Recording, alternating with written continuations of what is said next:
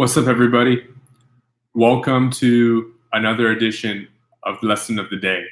Today's title, the content for today is called Universally Respected Action. Now, I mean by universally respected action, what I'm speaking of is that there are going to be situations where you really need to reflect and think about what your next move is or how you're going to respond, whether it be in person, over email, over the phone. It could be at work or at home. It could be in any kind of context. And there's always going to be a few type of options you can consider. One is, of course, the negative option, which is just pouting, not putting up a good look for everybody else. And that's never the way you want to go. The second is, of course, the selfish route, which is really thinking about yourself and doing something that can be justifiable, quote unquote, to yourself. But it really doesn't make other people feel good or feel loved or respected either. The third avenue, which should be probably the road less traveled, the narrow gate, but it definitely should be something that you aim to pursue, is the path of the universally respected action, which is that decision, that expression that may not be the ultimate beneficial move for yourself. It might not be the best thing for somebody else, but there's no denying that it's a good act. It is a true expression. It is honest, and it has integrity. These types of actions, I believe, take time and maturation to get to on a normal basis. It's even better if you can work yourself to a state where you are constantly thinking about what is the best for everyone, what is showing love and compassion and empathy for the world, patience and kindness for everyone that you're interacting with. And until you get there, it's important to just keep it on your mind at all the time. Took me a long time to do that too.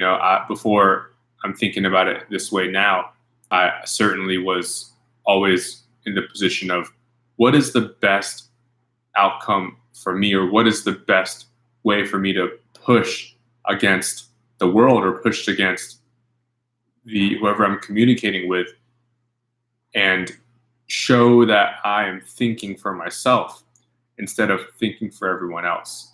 To me, that's really the two decisions. It's are you expressing, is it clear that you care about your own well-being, or is it more clear that you care about the well-being of everybody involved?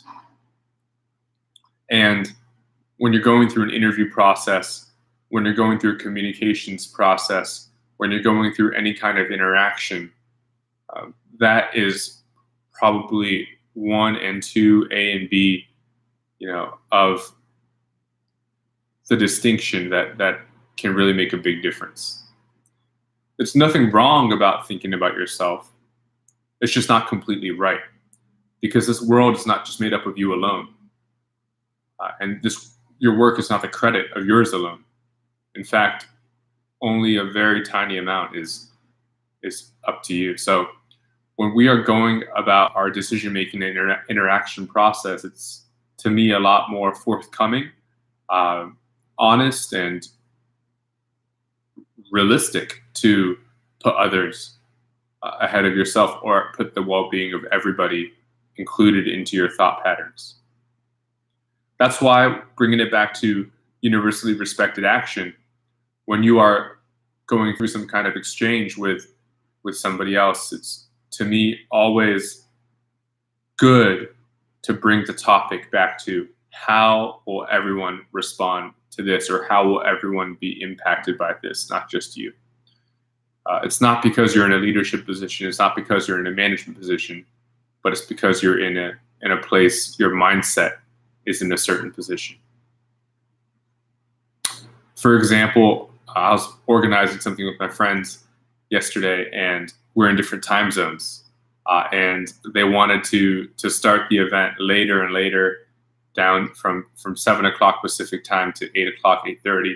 And for me on the East Coast, that becomes 10 o'clock Eastern time and 10:30. And on a working day during the middle of the week, it's a little tougher for me than I would like, even if I would like to sleep less and get up earlier.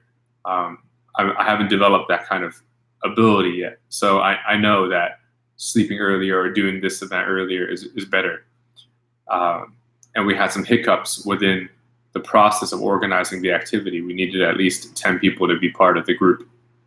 So both of those things combined made me feel a little impacted, just because of some sense of inconsiderate, a little bit of, felt they were being a little inconsiderate of us on the East Coast. So knowing that, I moderated and modulated how I was feeling, and I still did my best to be gracious and forthcoming and just be okay with the changes in real time, even if I wish things were done differently.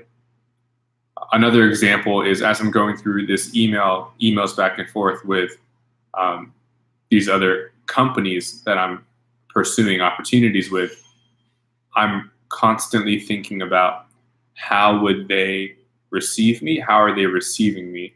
And also, is it reflective of a true sentiment from my own? When I'm emailing them back, I'm not just sucking up to them, but I'm also aiming to express my pleasure and interest from a realistic point of view, that to not give them pressure to take me or look favorably upon me, but just to hear that I'm interested and pleased with the process. For me, the universally respected action is one that I always want to be able to put at the forefront of my mind. I believe it'll impact us at home, at work, anywhere we go, if we're constantly thinking about what is the universal appreciation of the moment, and how can we tap into that. So thank you guys for being here. Appreciate your time as always. Would love to get some of your feedback, and hope you guys keep watching and keep learning with me as we go along in life. So that's today's lesson of the day. Talk to you all soon.